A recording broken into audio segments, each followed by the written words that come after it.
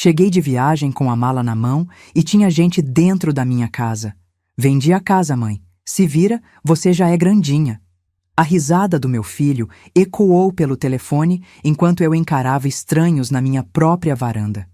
O vento gelado bateu no meu rosto, mas o desespero rapidamente deu lugar a um sorriso calculista. Não chorei. Peguei um táxi direto para o cartório. Quando a escrivã digitou o meu CPF e olhou para a tela, ela engoliu em seco e sussurrou apenas uma coisa que iria acabar com o sorriso do meu filho. Meu nome é Marlene. Tenho 63 anos. Tinha uma mala na mão quando a minha vida tentou desabar. 10 dias em Caldas Novas com uma turma de amigas aposentadas. A primeira viagem que fiz para descansar de verdade, sem culpa, sem preocupação com horário, sem acordar de madrugada pensando em conta pendente ou documento vencido. Desde que me aposentei, eu vinha adiando esse tipo de coisa com a desculpa de que ainda não era a hora, que havia sempre alguma coisa para resolver antes. A verdade é que eu não sabia muito bem como era ficar sem resolver nada por 10 dias seguidos. Aprendi naquela viagem. Aprendi que o corpo da gente lembra como é o silêncio quando a gente finalmente para de fazer barulho por dentro. Voltei num domingo à tarde. Peguei o ônibus interestadual de Caldas Novas para Goiânia. 3 horas e meia de estrada com o banco reclinado e o campo passando pela janela. Desembarquei na rodoviária com a coluna doendo do jeito que dói depois de dormir mal em ônibus, mas com o coração leve. O sol de junho batia de lado naquele horário, daquele jeito seco que só quem vive no Cerrado conhece de imediato. Um sol que não aquece, só ilumina, como se estivesse cumprindo tabela. Peguei um táxi na fila da rodoviária. Dei o endereço de memória como dei centenas de vezes ao longo de décadas. Setor Bueno, número que eu conheço desde que meu filho tinha 5 anos de idade. O taxista não falou muito, eu também não. Fiquei olhando pela janela enquanto Goiânia passava, as avenidas largas, os ipês que tinham florescido enquanto eu estava fora, o amarelo deles contra o céu que ficava roxo de fim de tarde. Quando o carro dobrou na minha rua e parou diante do portão da minha casa, eu vi a luz acesa na sala. Achei estranho. Eu havia saído há 10 dias e tinha certeza absoluta de ter apagado todas as luzes antes de fechar a porta. Tenho esse hábito desde sempre. Verifico cada cômodo antes de viajar, fecho o registro do gás, confiro as janelas. 32 anos morando naquela casa me deram um ritual de saída que nunca falhou.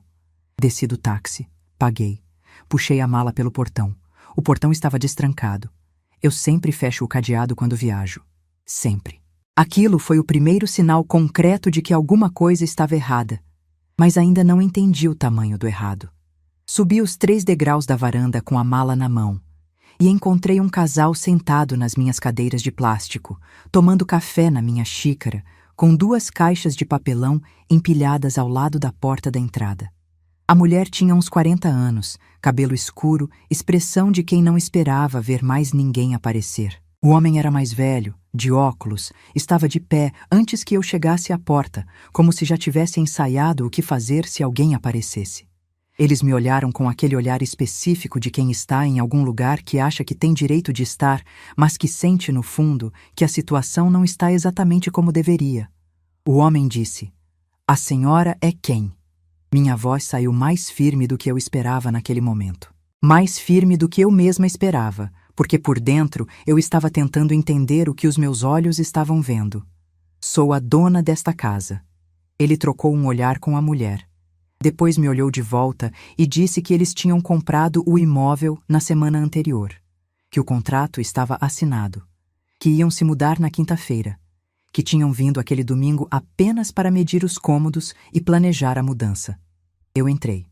Passei pelo casal, entrei pela minha porta, andei pelos meus cômodos.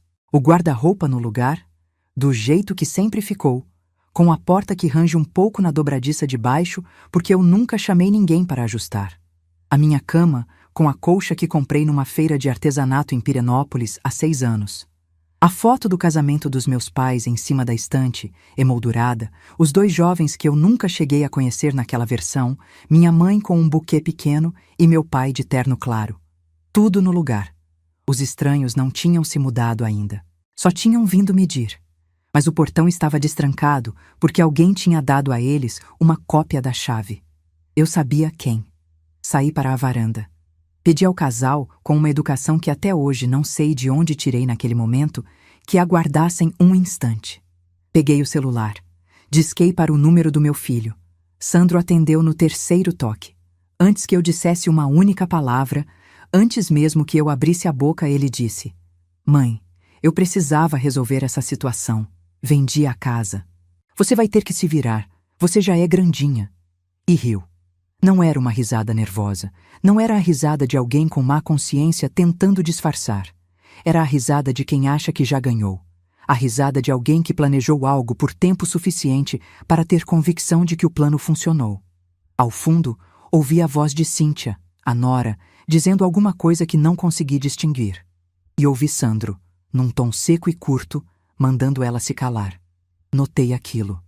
Guardei. Perguntei onde eu devia ficar. Ele disse que eu podia ir para a casa de uma das minhas amigas, que eu sempre tive jeitinho para essas coisas, que me virasse. Perguntei o que tinha feito com o dinheiro da venda.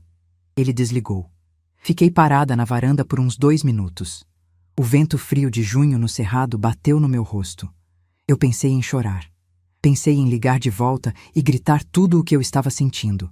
Pensei nas 10 noites em Caldas Novas que agora pareciam ter acontecido num outro mundo, num outro tempo, pertencendo a uma outra versão de mim que não sabia o que estava esperando por ela quando voltasse.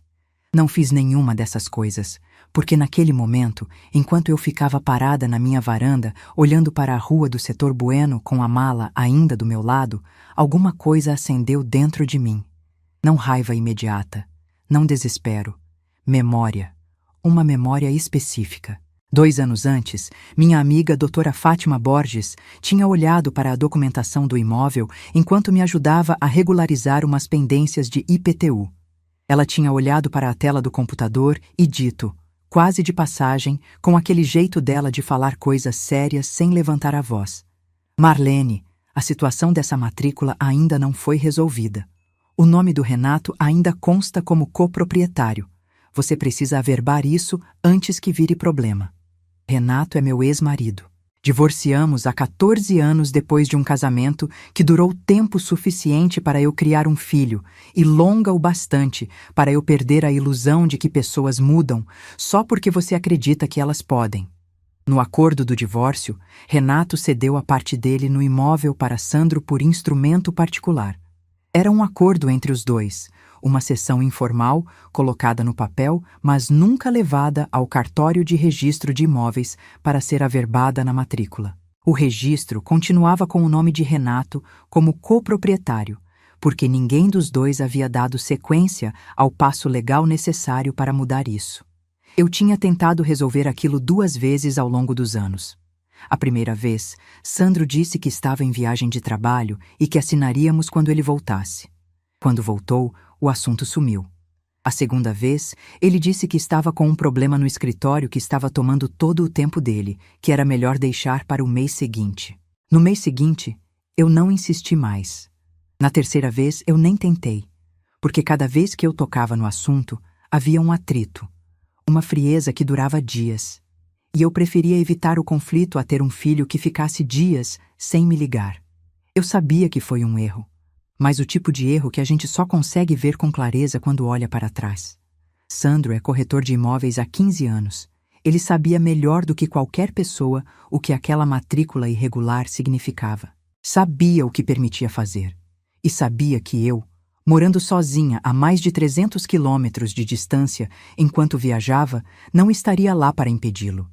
De pé na varanda, entendi tudo de uma vez, com uma clareza que só vem quando algo urgente acende a memória completamente. Pedi ao casal que aguardasse. Entrei. Abri o sistema do ONR no celular, o Operador Nacional do Registro de Imóveis, disponível 24 horas. Nos anos de serviço público no INSS, aprendi que existem consultas que não esperam horário comercial, e essa era uma delas. Digitei o número da matrícula do imóvel, um número que eu tinha decorado porque aprendi desde cedo que guardo números importantes como outras pessoas guardam dinheiro em casa. A tela carregou. Sandro tinha se apresentado como o único vendedor no instrumento de compra e venda. Tinha usado a seção informal do pai, nunca averbada, como se fosse titularidade registrada, como se ele fosse o único dono. O instrumento estava lavrado com o nome dele e apenas o dele. Não sorri, não comemorei. Fiquei olhando para aquela tela com o barulho da rua lá fora e o casal dentro da minha casa, esperando por uma explicação que eu ainda não estava pronta para dar, porque eu precisava que o que estava vendo fizesse sentido completo antes de qualquer palavra. Depois, guardei o celular no bolso. Chamei um táxi. Disse ao casal, com a mesma educação de antes, que havia um problema jurídico com a documentação do imóvel que precisaria ser resolvido, que eu voltaria com notícias. A mulher disse que entendiam. O homem me olhou com uma expressão que eu interpretei como alguém que está começando a suspeitar que foi enganado, mas que ainda não tem certeza suficiente para nomear isso em voz alta. Fui para a casa de uma amiga dormir, com a mala ainda na mão, porque naquela noite eu não precisava de reação. Precisava de plano. E eu ainda não sabia o pior que estava por vir. Antes de continuar, eu preciso te perguntar uma coisa. Se você chegasse em casa depois de 10 dias de viagem e encontrasse estranhos sentados na sua varanda com as suas xícaras na mão, o que você faria? Deixa nos comentários, porque o que eu fiz foi uma coisa que muita gente não esperava de mim. Na segunda-feira de manhã, antes de qualquer outra coisa, fiz 2 paradas. A primeira foi no cartório de registro de imóveis do setor central. Cheguei antes do horário de abertura e fiquei esperando na calçada com o sol ainda baixo, a sacola com os documentos no braço. Quando a funcionária abriu a porta e viu uma mulher de 63 anos, já esperando do lado de fora, com cara de quem dormiu pouco, mas acordou determinada, ela só disse: "Pode entrar, senhora", e me deixou passar. A escrivã de plantão era uma mulher de uns 40 anos. Cabelo preso num coque prático, expressão de quem estava começando o turno e ainda não tinha sido surpreendida por nada naquele dia. Dei meu CPF e o número da matrícula para a consulta oficial. Disse que precisava de uma certidão atualizada da situação do imóvel. Ela digitou. Esperou o sistema carregar. Olhou para a tela. Ficou em silêncio por 3 segundos que pareceram muito mais longos do que 3 segundos têm o direito de ser. Depois ela levantou os olhos para mim e disse em voz baixa, com aquele cuidado de quem está falando algo sério em ambiente público e não quer que chegue além do necessário. "Senhora Marlene, o senhor registrado como cedente assinou como único vendedor. Mas a senhora consta como coproprietária na matrícula vigente. A venda não pode ter sido feita sem a assinatura da senhora. Esse instrumento tem um problema muito sério." Eu disse: "Eu sei. Pode me emitir a certidão oficial?" Ela emitiu. Dobrei o papel com cuidado, coloquei dentro de um envelope que eu havia trazido preparado, guardei na bolsa. Escrivã Rosângela. Esse nome ficou guardado. Porque às vezes a primeira pessoa que confirma em voz alta que você não está inventando o que está vivendo merece ser lembrada. A segunda parada foi no escritório da doutora Fátima Borges, no setor central, onde eu estava na calçada antes mesmo da porta abrir. 21 anos de amizade é uma conta que não se faz de uma vez. Começa com um café tomado num corredor de repartição pública em 2003, quando Fátima ainda era consultora jurídica da Superintendência do INSS e eu ainda tinha 20 anos de serviço pela frente. Continua com auditorias que atravessamos juntas, com reestruturações de departamento que ninguém pediu, mas que todo mundo teve que engolir, com as conversas de sexta-feira, quando o expediente acabava e a gente ficava mais meia hora conversando porque nenhuma das duas tinha pressa suficiente para ir embora antes de terminar o assunto. Quando ela montou o escritório próprio e eu me aposentei, a amizade já tinha raízes que não dependiam mais de nenhuma instituição para sobreviver. Esse tipo de amizade não se explica em 2 linhas, porque ela não foi construída em 2 linhas. Fátima me recebeu antes do primeiro cliente do dia. Me ouviu sem interromper uma única vez, o que é um talento raro e que eu sempre admirei nela. A capacidade de deixar uma história terminar antes de começar a responder. Quando eu terminei, ela pegou um bloco de papel, anotou 3 palavras que eu não li de longe e disse com a calma precisa de quem sabe o que está falando: "Marlene, o que o Sandro fez tem nome." Ele assinou um instrumento particular de compra e venda, se apresentando como único titular de um bem que pertence a 2 proprietários, você e o nome que ainda consta no registro. Sem procuração sua, sem sua assinatura, sem qualquer instrumento de outorga válido. Isso é nulo de pleno direito. Absolutamente nulo. E existe uma falsidade ideológica nesse instrumento, porque ele sabia da situação da matrícula melhor do que qualquer outra pessoa. Ele é corretor de imóveis, esse é o trabalho dele. Ele não pode alegar ignorância sobre o que aquela matrícula dizia. Perguntei o que isso significava na prática. Perguntei por que precisava ouvir em palavras diretas, não em linguagem jurídica, o que aquilo representava para mim ali naquele momento. Ela disse: significa que a casa continua sendo sua. O instrumento que ele assinou é juridicamente inexistente, porque lhe falta a assinatura de uma das proprietárias registradas, e significa que o Sandro apostou numa coisa específica ao fazer isso da forma que fez. Ele apostou que você chegaria sem teto, sem dinheiro imediato para pagar advogado, com estranhos já instalados no imóvel, e que o cansaço e o desamparo te venceriam antes que qualquer processo tivesse tempo de correr. Para uma mulher de 63 anos, sozinha, sem o filho do lado, recém-chegada de viagem sem lugar para dormir, esse cálculo não era absurdo. Era cruel. Mas ele errou numa coisa fundamental. Você não é o tipo de pessoa que ele imaginou que você era. Passei a manhã inteira no escritório dela. Levantamos cada peça do que havia disponível. A matrícula original do imóvel, com 28 anos, registrada em nome do casal durante o casamento. Um imóvel comprado com disciplina de quem economizou por anos, com entrada paga do próprio suor. Financiamento quitado 7 anos depois do prazo original, porque eu fiz pagamentos extras sempre que pude. A cessão informal de Renato para Sandro, feita por instrumento particular no divórcio, nunca averbada no cartório de registro de imóveis. Um documento que existia no papel, mas que juridicamente não alterava o registro. Para o cartório, Renato ainda era coproprietário. Para o cartório, eu ainda precisava assinar qualquer alienação do imóvel. E a minha posição como moradora exclusiva e pagadora de todas as despesas do imóvel desde o divórcio. 22 anos de contas de água, 22 anos de contas de luz, IPTU quitado todo ano, sem exceção, com comprovante guardado em pasta identificada por ano dentro de uma caixa de arquivo que eu mantinha embaixo da cama, porque aprendi cedo que papel assinado vale mais do que promessa falada. Reforma do telhado há 8 anos, nota fiscal em nome próprio. Troca do portão há 5 anos, nota fiscal em nome próprio. Infiltração no banheiro resolvida há 3 anos. Nota fiscal em nome próprio. Pintura da fachada há 2 anos. Nota fiscal em nome próprio. Eu não era só moradora. Eu era quem mantinha aquele imóvel vivo há mais de 2 décadas. Sozinha, sem ajuda de ninguém.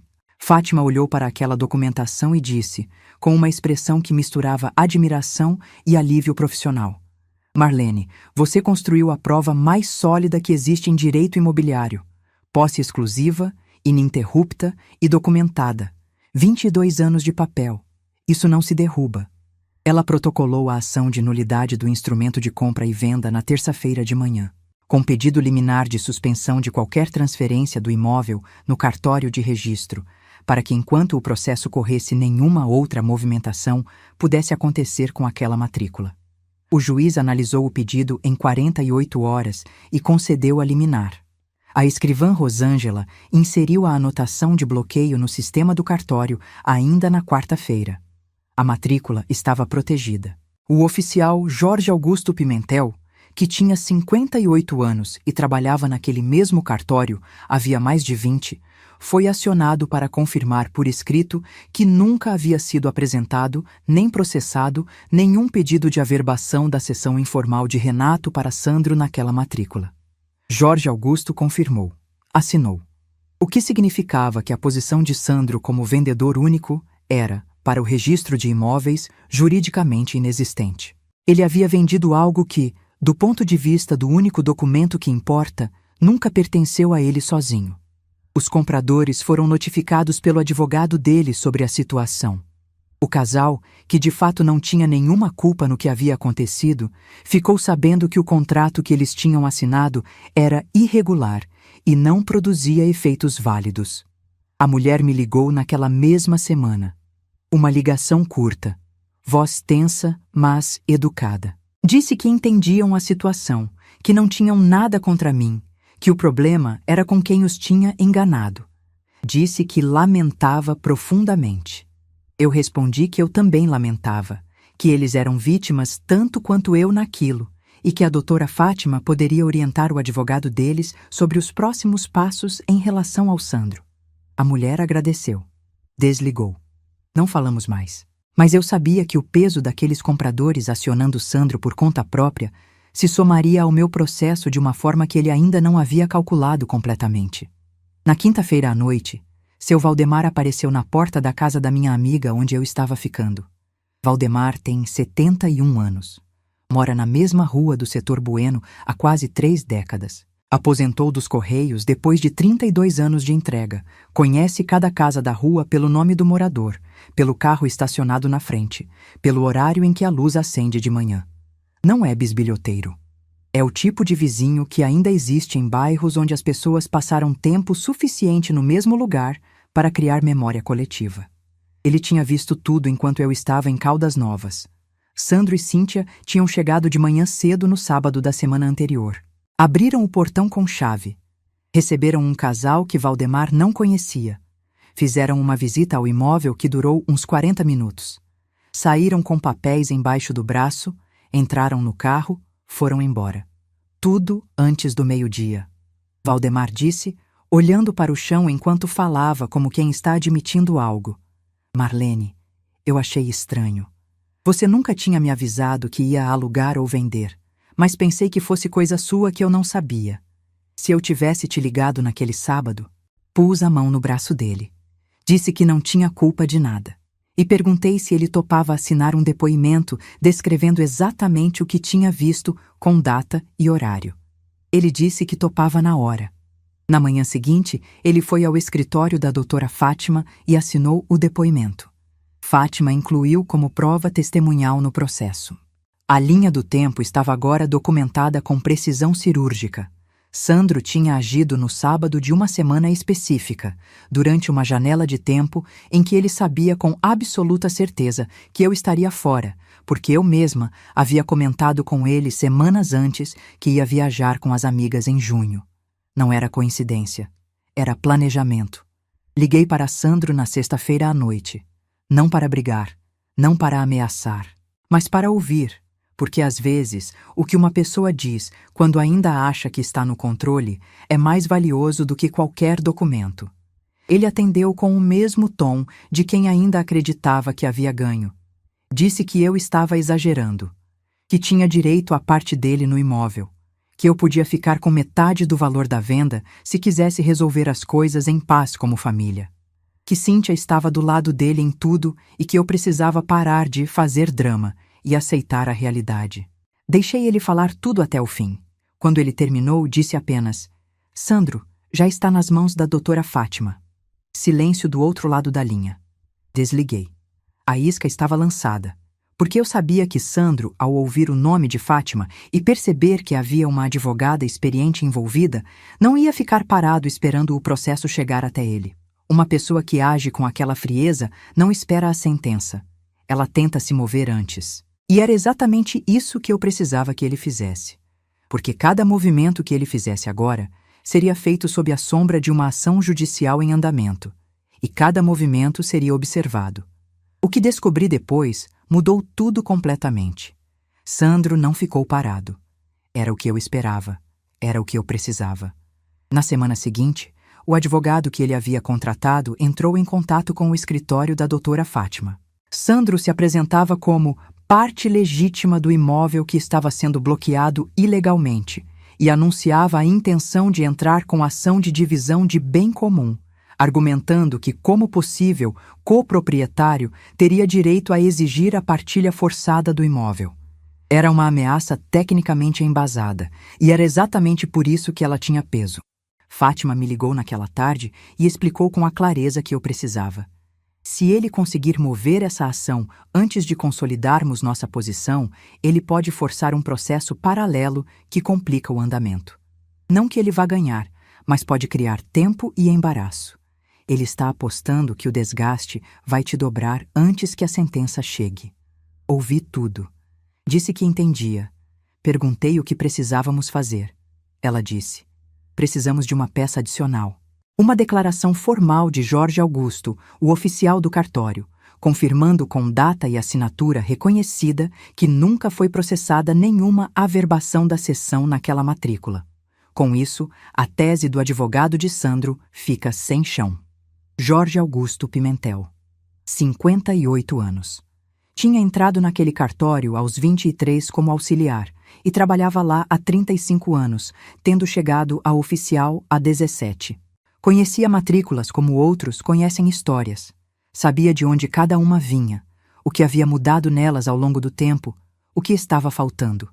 Uma matrícula com 28 anos sem nenhuma averbação posterior era para ele como uma frase com a conclusão faltando. Fui ao cartório com Fátima na manhã seguinte. Jorge Augusto nos recebeu numa sala de trabalho pequena, mesa coberta de documentos organizados por categoria. Quando Fátima explicou o que precisávamos, ele puxou o histórico da matrícula no sistema, analisou cada entrada cronologicamente, examinou o que tínhamos trazido e ficou em silêncio por um momento, do jeito que pessoas experientes ficam quando estão organizando as palavras com o cuidado que a situação exige. Depois disse, com uma voz que não tinha hesitação nenhuma: a sessão informal de que vocês falam nunca foi apresentada a este cartório para processamento. O histórico dessa matrícula não registra nenhum pedido de averbação dessa natureza em nenhum momento. O que está no registro é o que está. E o que está é que essa matrícula nunca foi alterada desde o registro original do imóvel. Assinou a declaração naquele mesmo dia. Com firma reconhecida, Fátima incluiu no processo. A base que o advogado de Sandro precisaria para sustentar qualquer tese de titularidade havia desaparecido. Foi nessa mesma semana que recebi a mensagem. Um número que eu não conhecia, mensagem de texto simples, uma frase só sem assinatura. Dona Marlene, o Sandro abriu uma empresa. Pesquise no CNPJ. Não respondi. Não apaguei. Guardei o número e fiquei olhando para aquela mensagem por um tempo, tentando entender de onde ela vinha e por que havia chegado. 2 dias depois, Cíntia ligou. A voz estava baixa, com aquela qualidade específica de quem está num cômodo longe de outra pessoa e fala assim para garantir que não chega além da porta. Eu não precisei perguntar nada. Entendi que a mensagem e aquela ligação faziam parte da mesma decisão, tomada aos poucos por alguém que tinha medo, mas que chegou num ponto em que a vergonha ficou mais pesada do que o medo. Cíntia não é uma pessoa cruel. Nunca foi. Ela ficou quieta naquilo porque depende de Sandro financeiramente e emocionalmente de um jeito que aprende, e o medo do que vem depois de ir contra ele é um medo real, não imaginado. Mas existe um ponto onde mesmo quem tem medo encontra a coragem mínima. E ela havia chegado nesse ponto. Disse que sabia que o que havia acontecido era errado. Disse que as finanças deles estavam em caos porque os compradores já haviam acionado Sandro judicialmente para a devolução dos valores pagos mais danos. Disse que ele estava desesperado e que o desespero estava tornando tudo pior. Antes de desligar, disse apenas: a empresa está no nome dele há 11 meses. Ele transferiu 2 imóveis para o CNPJ depois que recebeu a citação. Agradeci. Desliguei. Liguei imediatamente para Fátima. Ela ficou em silêncio por um momento depois que terminei de contar. Um silêncio de quem está montando as peças com rapidez. Depois disse, com uma voz que tinha ficado mais firme: Marlene, se o que a Cíntia disse é verdade, e eu acredito que seja, então o Sandro está tentando blindar o patrimônio prevendo uma condenação. Transferir bens para pessoa jurídica depois de ser citado em processo judicial tem nome jurídico. E esse nome piora muito a situação dele. Muito. Não é só a nulidade da venda que está sobre a cabeça dele agora. Fátima acionou na mesma tarde um contador parceiro do escritório, especializado em levantamento de estruturas patrimoniais. A empresa era uma imobiliária de pequeno porte, constituída há 11 meses, com capital social modesto e 2 imóveis transferidos para o CNPJ após o protocolo da ação de nulidade. A data da transferência estava registrada nos documentos societários com toda a clareza que documentos societários têm quando ninguém imaginou que alguém iria olhar para eles com atenção de linha do tempo. Não era suspeita. Era prova. A sequência era cronologicamente inequívoca. Ação protocolada, citação recebida, imóveis transferidos para pessoa jurídica. Somamos tudo naquele momento, e o quadro que surgiu era mais grave do que eu tinha imaginado quando saí de Caldas Novas com a mala na mão, num domingo de junho. O instrumento de compra e venda assinado com falsidade ideológica, porque Sandro se apresentou como único proprietário de um bem que registrado estava em nome de outra pessoa além dele. A transferência patrimonial para a pessoa jurídica realizada após a citação judicial, configurando o que o direito chama de fraude à execução, a tentativa de mover bens para fora do alcance de uma eventual condenação quando o processo já estava em curso. O depoimento de Valdemar documentando que a ação havia sido planejada e executada durante uma janela específica de ausência, o que destruía qualquer argumento de espontaneidade ou boa-fé. E 22 anos de documentação de posse exclusiva que tornavam minha posição juridicamente mais sólida do que qualquer sessão informal jamais poderia contestar. Fátima apresentou ao juiz um aditivo à ação original com o pedido de desconsideração da personalidade jurídica da empresa de Sandro para fins de execução futura, argumentando que a constituição da empresa havia servido como instrumento para blindagem patrimonial em fraude à execução, e comunicou ao Ministério Público as irregularidades identificadas para fins de apuração criminal independente do processo civil. Foi clara comigo sobre isso. A apuração criminal seria processo separado, mais lento, sem garantia de resultado rápido ou concreto. Mas o registro formal das irregularidades era necessário e correto. E o peso daquilo sobre o nome e a reputação de Sandro no mercado imobiliário seria sentido antes mesmo de qualquer julgamento. O juiz analisou o aditivo. Determinou o bloqueio dos 2 imóveis que Sandro havia transferido para o CNPJ. O patrimônio que ele havia tentado mover para se proteger estava agora congelado por ordem judicial. Cada manobra que ele havia feito depois de receber a citação havia se transformado em mais uma peça contra ele no processo.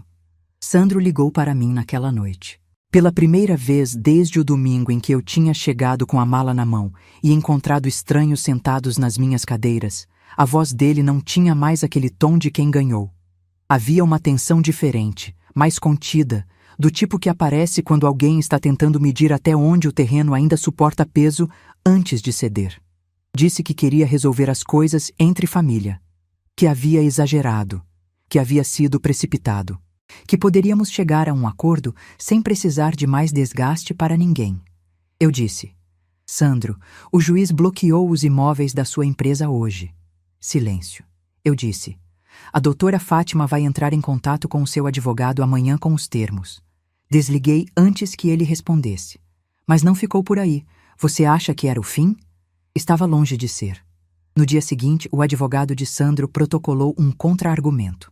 Apresentou o instrumento de cessão informal como suficiente para legitimar Sandro como único proprietário, argumentando que a minha parte na matrícula havia prescrito por abandono, que eu nunca havia exercido direitos de coproprietária sobre a fração do Renato e que, portanto, aquela fração havia sido incorporada ao domínio do Sandro por ato legítimo.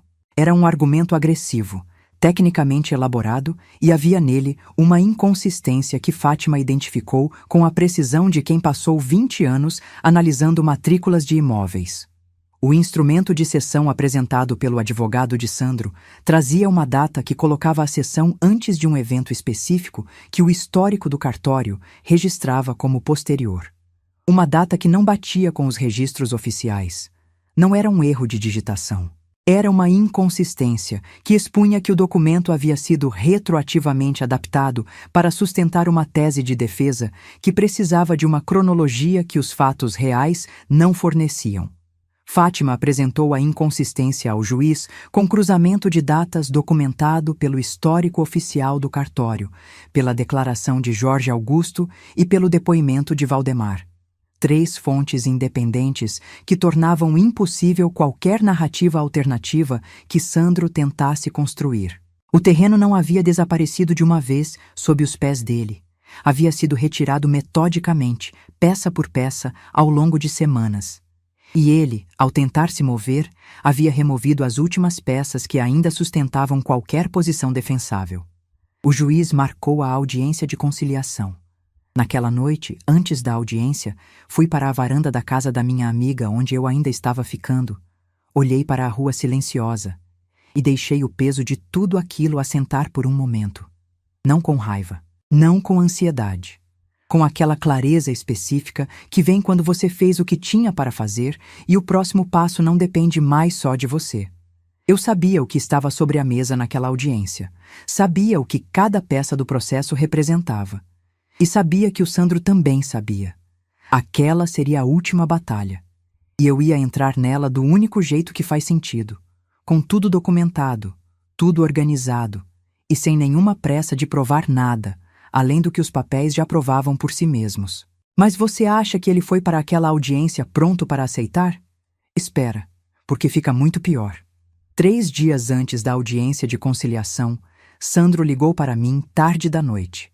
Não era o Sandro do início do processo, o que atendia o telefone com risada de quem acha que ganhou. Era uma versão diferente dele, mais tensa, mais fina, com aquela qualidade específica de quem perdeu o controle da situação, mas ainda está procurando o ponto exato onde pode causar dano de verdade.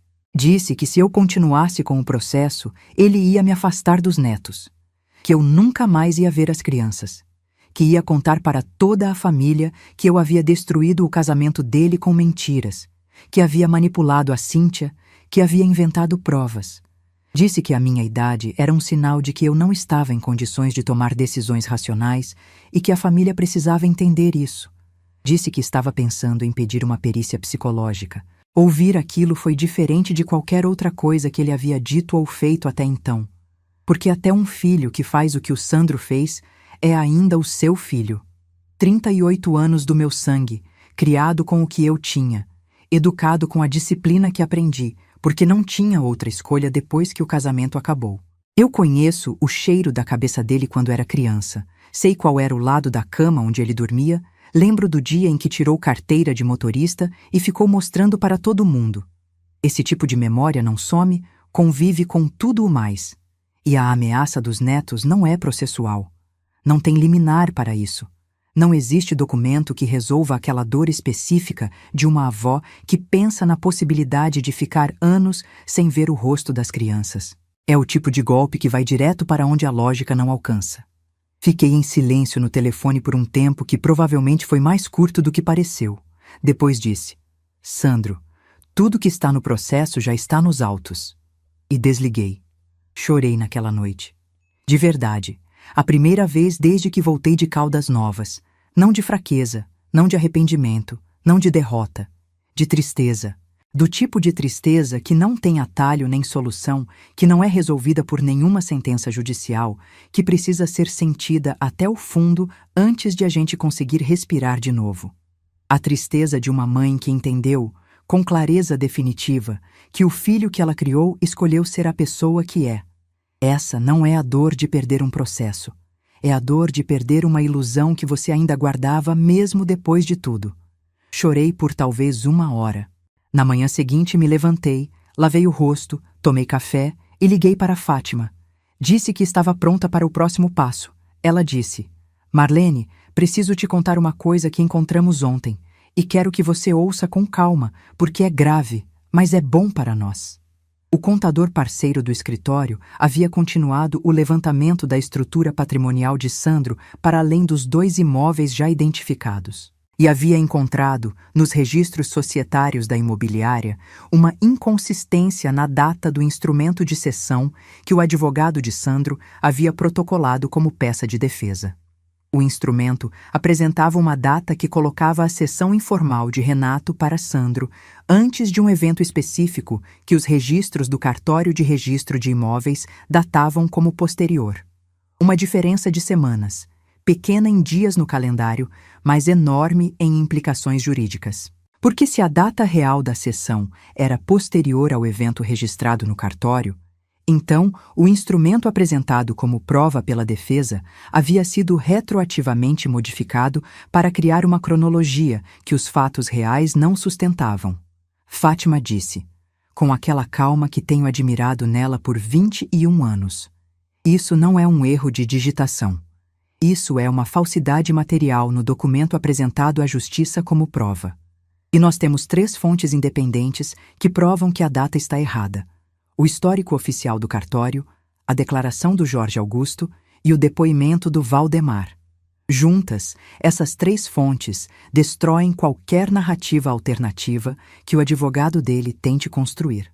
A virada estratégica estava completa. Não era só a nulidade da venda original. Não era só a fraude à execução pela transferência dos imóveis para o CNPJ depois da citação.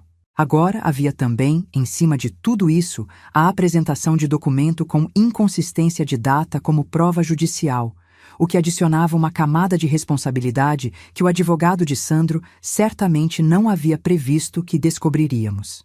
Fátima apresentou ao juiz, 2 dias antes da audiência de conciliação, um memorial com o cruzamento das datas, as 3 fontes independentes e um pedido formal de análise da autenticidade do documento apresentado pela defesa.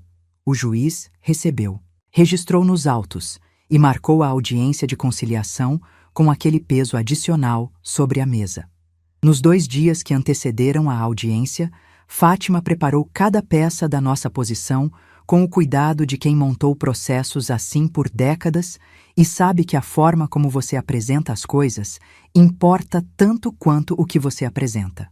Organização, sequência, documentação fotografada, digitalizada, impressa em 2 vias, cada prova com seu número de folha, cada testemunho com sua referência cruzada. Eu passei esses 2 dias em casa. Na varanda, muito. Cuidando das coisas que nenhuma sentença judicial substitui. A samambaia no vaso, a calçada varrida, o café feito no horário de sempre. Coisas que parecem pequenas, mas que naquelas semanas carregavam o peso de uma declaração silenciosa. Esta casa é minha, e eu vivo nela, e isso não muda enquanto eu ainda estiver de pé. Na manhã da audiência, me vesti com cuidado, não de forma exagerada. Com cuidado, tem uma diferença. Fátima me encontrou na porta do fórum do setor central 20 minutos antes do horário marcado.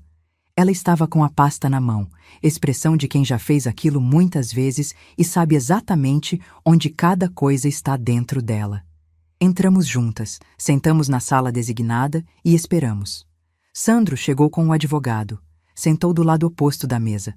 Não me olhou diretamente por um tempo considerável. O advogado dele fez a abertura com a proposta formal. Sandro reconhecia a irregularidade da venda, comprometia-se a devolver os valores recebidos dos compradores do próprio bolso e, em troca, eu abriria mão de qualquer reivindicação sobre a fração dele no imóvel.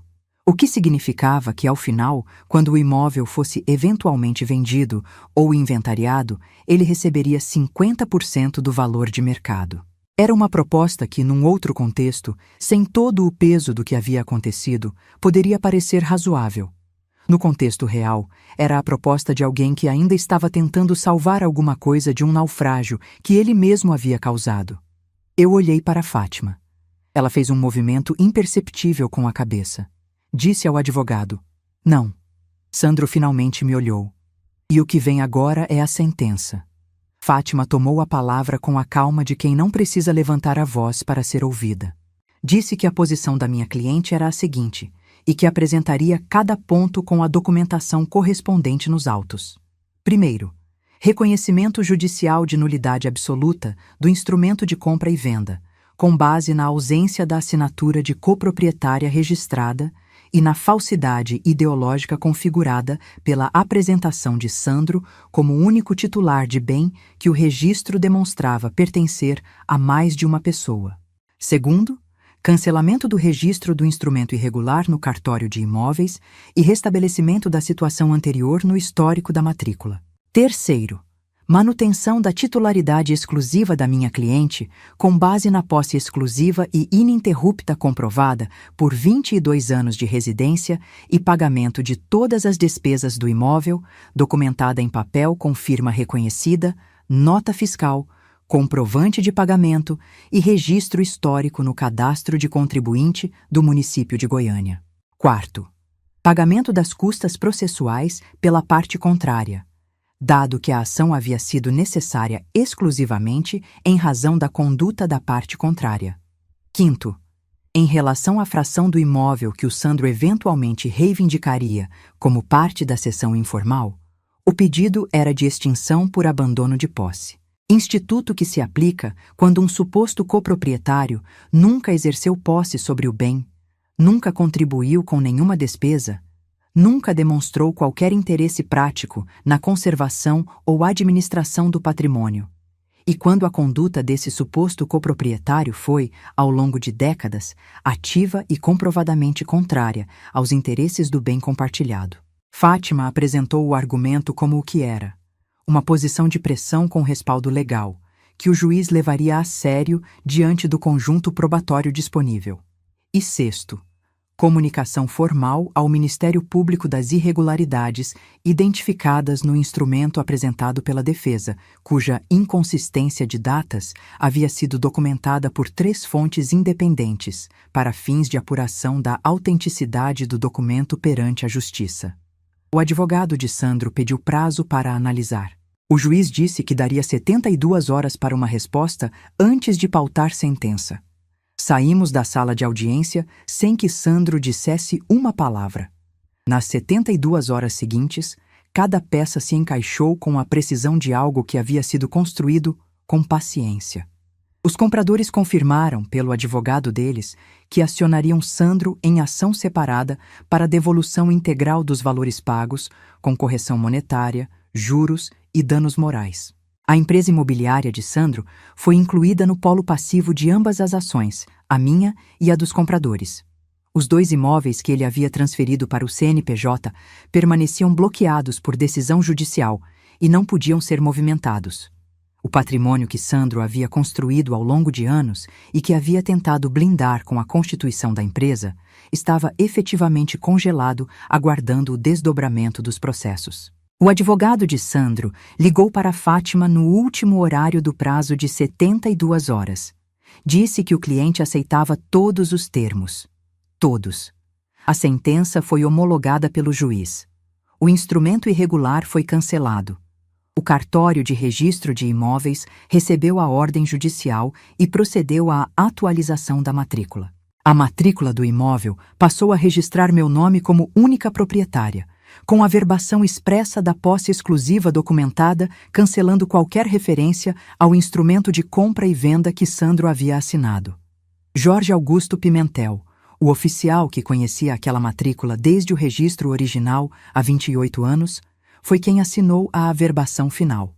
Quando Fátima me contou isso, fiquei em silêncio por um momento. Há algo justo na ideia de que o homem que havia visto aquela matrícula nascer fosse também quem certificasse o encerramento daquele capítulo. Fui ao cartório buscar a certidão atualizada pessoalmente. Rosângela, a escrivã que havia me atendido na segunda-feira de manhã com a voz baixa de quem não quer que ninguém mais ouça, me entregou o documento com um sorriso pequeno e discreto. Não disse nada. Não precisava. Guardei a certidão no mesmo envelope onde havia guardado a primeira certidão, aquela que eu havia pedido naquela segunda-feira com a coluna doendo de ônibus e o coração pesado. Coloquei na bolsa. Saí do cartório no sol de Goiânia. Liguei para seu Valdemar do lado de fora do cartório, na calçada. Disse: "Valdemar, está tudo resolvido." Ele ficou em silêncio por um segundo. Depois disse: "Você quer tomar um café?" Fui até a casa dele. Tomamos café na varanda dele, olhando para a rua, para a minha casa com o portão fechado e o cadeado no lugar. Ele não fez perguntas sobre os detalhes do processo. Eu não senti necessidade de explicar. Ficamos ali um tempo com o barulho distante do bairro e o sol da manhã batendo nas calçadas. E foi suficiente. Existe uma qualidade específica no silêncio de duas pessoas que passaram pelo mesmo pedaço de vida juntas, sem precisar resumir nada. Naquela tarde, voltei para a minha casa. Abri o portão com a chave. Subi os 3 degraus da varanda. Entrei pela porta. Andei pelos cômodos, o guarda-roupa no lugar, a minha cama, a foto do casamento dos meus pais em cima da estante, os 2 jovens que eu nunca conheci naquela versão. Tudo no lugar, do jeito que sempre esteve, como se o mundo tivesse tentado mover alguma coisa que era muito pesada para se mover. Fiz café. Sentei na varanda com a xícara nas mãos, olhando para a rua do setor Bueno no fim de tarde, com o vento frio de junho que não aquece, só ilumina. Eu tinha chegado naquela rua com uma mala na mão e a vida tentando desabar. Estava saindo daquele quarto de mala com a escritura no nome e a cabeça erguida. E o que vem agora é o que acontece com quem pensa que pode calcular o cansaço de uma mulher que passou a vida inteira aprendendo a não se cansar antes da hora. Depois disso, as coisas foram se acomodando no lugar que mereciam, uma por uma. A empresa imobiliária de Sandro foi incluída como parte passiva nas 2 ações simultâneas, a minha, já sentenciada, e a dos compradores que queriam de volta cada centavo que haviam pagado, com correção e danos morais. Os 2 imóveis que ele havia transferido para o CNPJ estavam bloqueados por decisão judicial e não podiam ser negociados, não podiam ser dados em garantia, não podiam ser movimentados de nenhuma forma enquanto os processos corressem. Para um corretor de imóveis, ter o patrimônio congelado pela justiça não é só uma questão financeira. É uma questão de reputação. E no mercado imobiliário de Goiânia, que é menor do que parece e onde todo mundo conhece todo mundo, o nome de Sandro havia entrado em listas onde ninguém quer estar. A comunicação ao Ministério Público sobre as irregularidades no instrumento apresentado como prova havia gerado uma apuração formal que, independentemente do resultado e do tempo que levaria, significava que o nome de Sandro estava num registro de investigação. Em qualquer eventual transação de imóvel, em qualquer pedido de financiamento, em qualquer consulta de crédito, aquilo aparecia.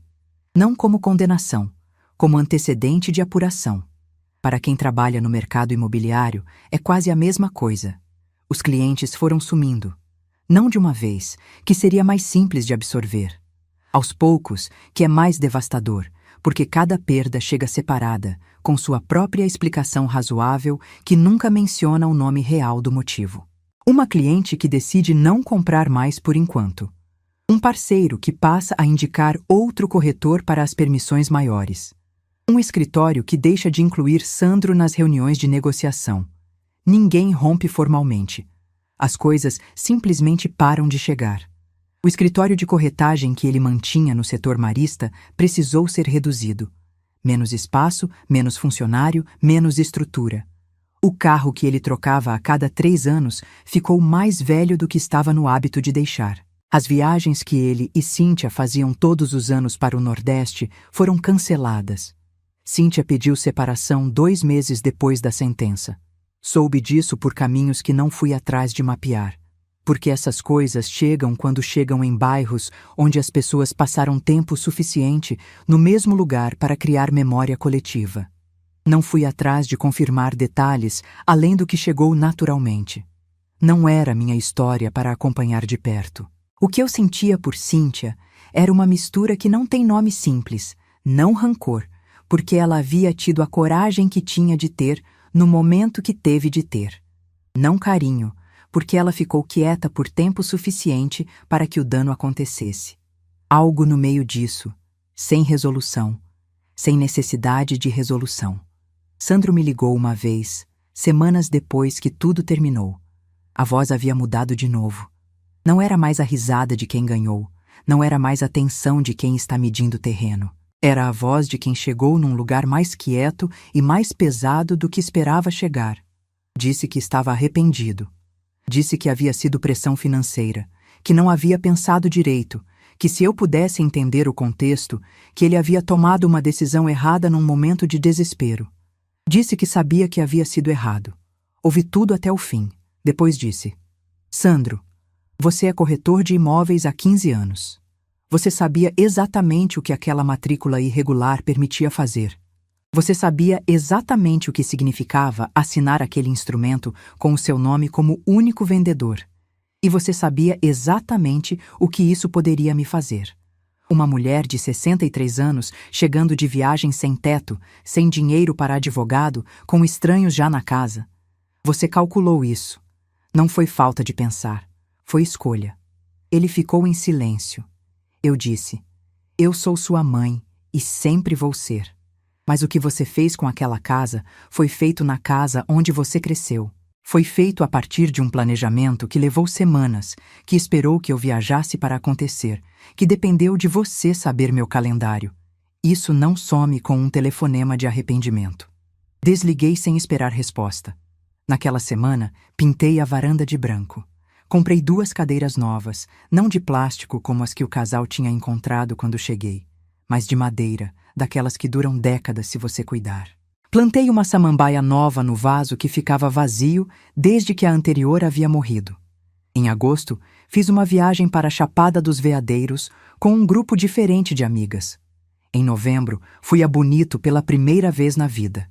No início do ano seguinte, planejei uma semana em Florianópolis para março. Viagens que eu havia adiado por anos com a desculpa de que não era a hora, que havia sempre alguma coisa para resolver antes. Aprendi que se você esperar a hora certa, a hora não chega. Mulher que aprende desde cedo que papel assinado vale mais do que promessa falada, não é pessimista. É alguém que já viu o suficiente para saber que o mundo funciona de determinadas formas e que a melhor proteção não é confiar que as pessoas vão fazer a coisa certa, mas garantir que quando elas não fizerem, você tem o que precisa para responder. O cadeado do portão estava fechado. A escritura estava no meu nome. A varanda tinha cadeiras novas e uma samambaia que estava crescendo. Era o suficiente. E se você está ouvindo essa história e tem alguma coisa no seu nome que ainda não está regularizada, algum papel que você foi deixando para depois porque o assunto gera conflito, alguma documentação que você adiou porque o relacionamento precisava melhorar primeiro, não adie mais. Vai ao cartório. Fala com um advogado. Guarda seus documentos com o mesmo cuidado com que você guarda dinheiro, porque o dia em que você vai precisar deles, você vai precisar que eles estejam lá. Se você chegou até aqui, você sabe que essa história não era sobre uma casa.